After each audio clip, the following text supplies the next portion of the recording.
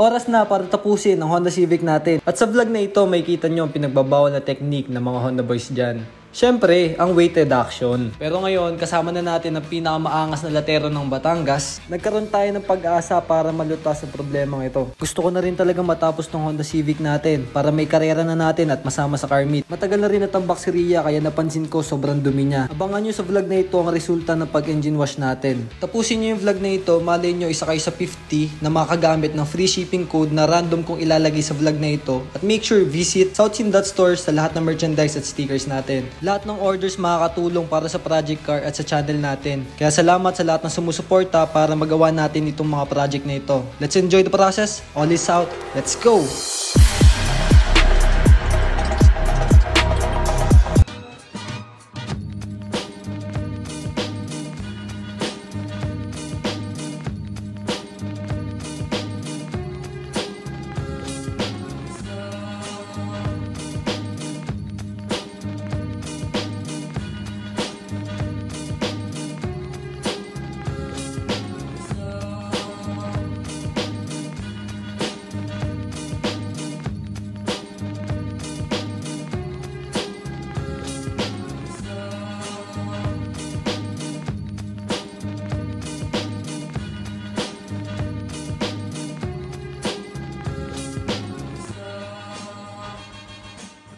We interrupt this record to bring you a special bulletin.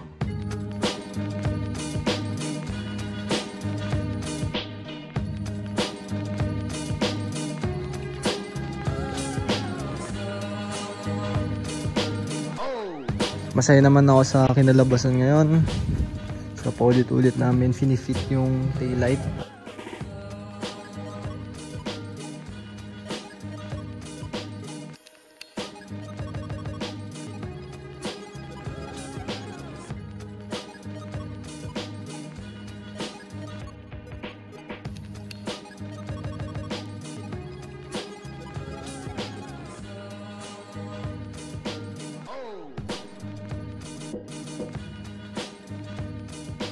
Bagong araw, bagong panel.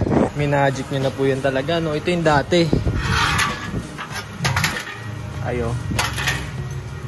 So yan, kung napabayaan yan, kung hindi natin inulit, yung loob na yan, dito na naman po magsisimula yun, ano?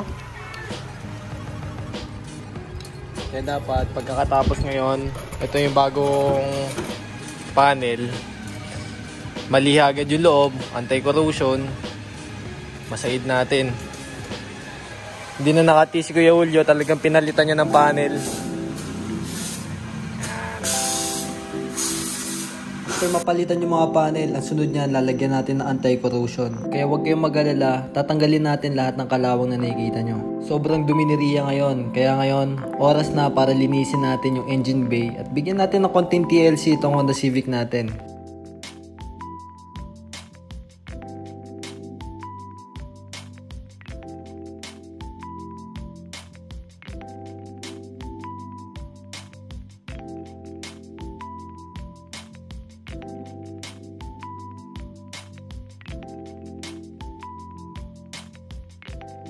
And we are back. So ngayon ito si Ria. Ito yung estado ni Ria ngayon. Unang-una guys, gusto ko lang linisin yung makina niya ngayon. Ang main goal natin ngayon is matapos si Ria within 1 week guys. Mamadali na naman natin pero konting-konti na lang yan. Pag nakabili tayo ng moldings, kapag nakabit natin interior, nalinis natin yung makina, buo na yun ulit. So yun, gulong na lang din ang kailangan natin plus isang stock na bumper kasi ito, yan, ibebenta ko na to. Alam ko may kasop ako dito eh. Yan, papalitan natin o hindi natabas kasi gusto ko buo na siya. Hindi na siya parang racing na itsura, ano. So, ngayon, dapat ibababa namin yung makina niya. Tapos, kukulayan namin yung block. I-refresh ulit namin, lilinisan. Kaso, niisip ko, syempre, sayang sa panahon, sayang din sa effort kung ibababa natin yung makina kasi ulit lang. Pero papalitan pa rin naman natin siya ng bushing. So, dun isasabay ko na lang siya. Yan, kasi meron akong bagong Hasport na engine mount galing sa Autofast. Yan, doon ko nabili yan, pati yung mga intake. Meron tayong AEM na air filter tapos intake galing din sa kanila. So solid. Umorder din ako ng bagong radiator pati mga hose. Ayan. So, lilinisin na lang natin to. Medyo natambak siya. Sobrang tagal niyang natambak dito sa shop. Kaya mapapansin nyo, sobrang alikabok. So, tatanggalin natin yung bumper. Tatanggalin natin yung fenders. Pati yung hood. Ngayon, lilinisin natin hanggang yung mga singit-singit dyan. Pati yung headlight, taillights. Plano ko din pala ilipat yung battery dun sa likod para mas luminis, tapos ipa-brake line tack ko. Pero yung iba kasi hindi masyado na-recommend yun. Pero tis pogi, tingnan natin. Ayan, hindi ko alam kung magpapalit pa ako ng valve head cover kasi yan, ang ganda naman ng pagkakatapos. Sobrang ganda. Ayan, di ayusin natin yan. Kasi kung naalala nyo, nabasag to, tapos pinatabasan na lang natin siya kasi yung timing belt natin tumalon. And yun nga, kaka-rebuild lang, ito pa din siya. Wala pa rin nagbabago dun sa last na buo, pero hindi pa siya napapatono, hindi pa siya napapadyno. Plano ko magpalit muna ng piston dito, PHK, kasi ito P3F lang, low comp yun. So yun, tas palit tayo ng cams. Sasagadin muna natin ng NA, tapos may plano tayo mas malupit dito. So yun, dito tayo ngayon sa Automac. Ayan, so far naman, okay naman. May mga ongoing projects kami dito. Ayan, may isa pang BTI. Ito, kakahilamos lang, pearl white. Yung sa BMW nga pala, ito yung E36 na ngayon. Ayan na siya ngayon. Hindi pa yung napabuffing, ayusin pa namin yan. Sobrang solid niyan kasi ganda talaga ng tindig na itong E36 na to. Susunod na rin natin yung loob. Unahin muna natin yung makina. Natanggal na rin yung dashboard, ikakabit natin yan. Tapos, yun, sige, simulan na natin. Ta-timelapse ko na lang to para mas ma-enjoy nyo. Let's go.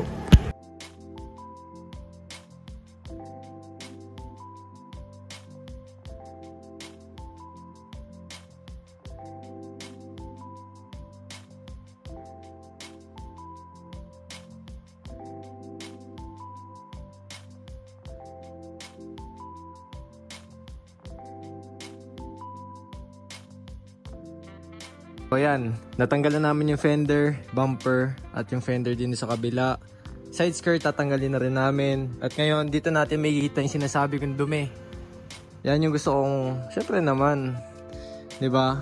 I-restore na rin naman natin. Kailangan dapat paano. Yan.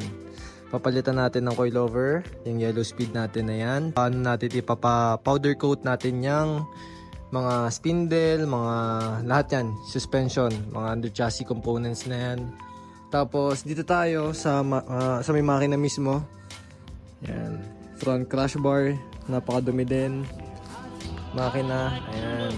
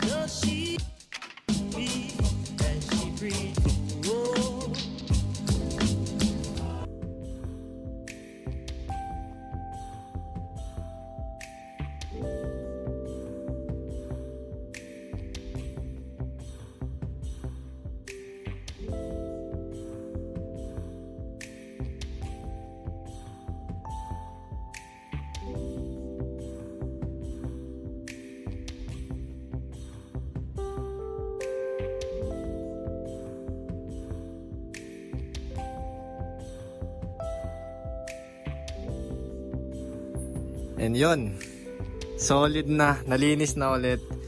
Pero hindi pa ako napapakali. Isa pang pasada yan. May mga pupunasan pa. Alam nyo naman pag itim kasi talagang watermarks. Prone siya sa ano. Oo, pero at least ayan, malaki yung pinagkaiba niya kaysa doon sa kanina. Wala nang alikabok. That's nice. And yung likod, yung loob niya, naayos na rin. Ayan, nalinis na rin.